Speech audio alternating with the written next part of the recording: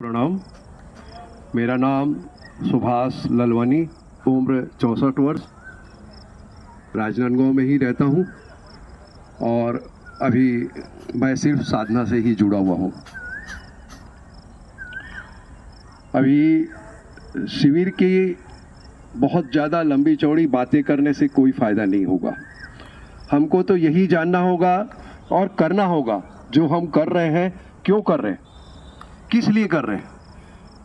क्या हम अपने समय की कीमत जानते हैं? क्योंकि जन्म और मृत्यु दोनों हमको नहीं मालूम, लेकिन उसके बीच का समय ही हमारा समय है, हमारा जीवन है, हमारा प्रकाश है, हमारा ज्ञान है। इसका कितने अच्छे से हम उपयोग करके एक अच्छा, स्वस्थ, आनंद का जीवन हम जी सकते हैं। इसके लिए हमको यह जरूर जानना होगा, हम यह क्यों कर रहे हैं, किस लिए कर रहे हैं, हम यहाँ आए किस लिए हैं, क्या करने आए हैं हम। तो हमारे सामने एक ही चीज़ समझ में आती है कि बच्चा जब पैदा होता है तो 3 घटनाएं होती है। पहली भूख, दूसरी गति और तीसरी नींद। यहीं से हम प्रारंभ करेंगे। परमालय जी कहते हैं कि किसी भी साधना में, किसी भी काम में सिर्फ 4 कदम आगे का देखिए आप।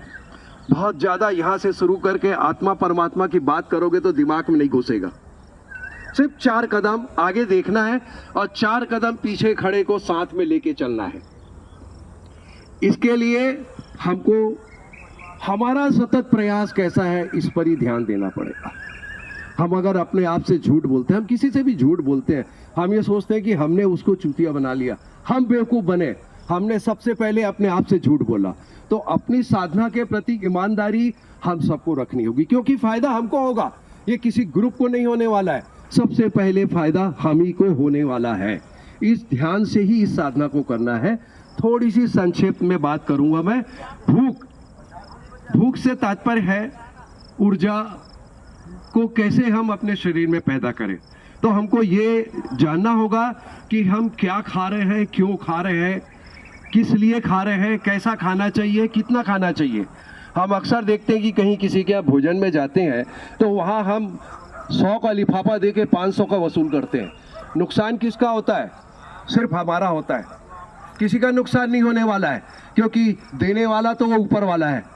आपकी क्या औकात कि आप अपने पैसे से एक श्वास भी खरीद सकें, ये परमालय जी कहते हैं और ये मैं मानता भी हूँ। मैंने इसको आत्मसात भी किया है, देखा भी है। तो सबसे पहली भूख, हमको उतना ही खाना है और उतनी ही बार खाना है जितना जरूरी है, क्योंकि आज जो बीमारी का कारण है वो सिर्फ और सिर्फ हमारे भोजन, और भोजन इस जीवन की सबसे बड़ी घटना है, ये आप मान लीजिए आप।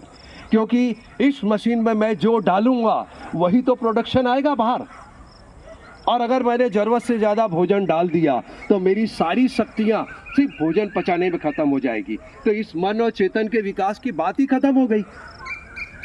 कहाँ से होगा हमारा चेतन विकास?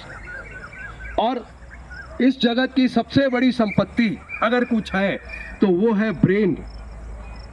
ये ब्रेन ही सब कुछ है। आज अमेजॉन के पास क्या है? सिर्फ ब्रेन है। ना वो कोई प्रोडक्शन करता है, ना कुछ आगे भेजता है, सिर्फ बीच में बैठ के ब्रेन का उपयोग करता है। हम भी, लक्ष्य हमारा ब्रेन का होगा, लेकिन ध्यान हमारा शुरुआत में सिर्फ 4 कदम दूर भूख पर और दूसरा गति पर। भूख के लिए हम सब अपने घर में साधना करेंगे। कितना खाना है, कैसा खाना है, कुछ शॉर्ट में बताऊंगा। एक तो सफ़ेद शक्कर, दूसरा सफ़ेद नमक जो आयोडाइज्ड बोलते हैं, रिफाइन तेल, मैदा, लाल मिर्च। इन चीज़ों को आप जितना जल्दी अपने भोजन से हटा लेंगे, आपको अपने आप में महसूस होगा कि मेरे शरीर में विकास हो रहा है, शक्तियाँ आपके अंदर बचेगी। और भोजन 2 बार या 3 बार ही लीजिए आप। अक्सर हम ये देखते हैं कि कहीं गए, अरे लेना यार थोड़ा सा नाश्ता ले लो, फट से ले लेते हैं बिना भूख के। तो आप बताइए इस मशीन का क्या होगा? ये मशीन तो बेचारी थक जाएगी और बहुत जल्दी खराब हो जाएगी। और दूसरा, उस भोजन को पचाने के लिए गति, जिसके लिए हम सवेरे से ये प्रयोग करते हैं। बाकी चीज़ें जैसा समय अपन रोज ही मिल रहे हैं, रोज ही बात करेंगे।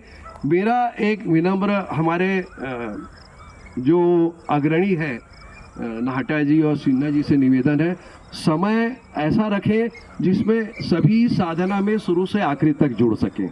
हम अगर यहाँ 4:30-5 बजे आ जाएं और अपनी साधना कर लें, उससे कोई मतलब नहीं, फिर हमारे ग्रुप में करने का कोई औचित्य नहीं है। ठीक है, हमारे जैसे लोग हैं उन्हीं से ही समय पूछकर और ऐसा समय निश्चित करें कि सब शुरू से लेके आखिरी तक पूरी साधना में, क्योंकि ये जो क्रम उन्होंने डिजाइन किया है परमालय जी ने, वो एक एक क्रम क्यों उस जोड़ा है, आगे पीछे नहीं किया है, उसका महत्व को हम जानेंगे ना तो हमको बहुत जल्दी हमारा शरीर, मन और चेतन पर विकास होगा।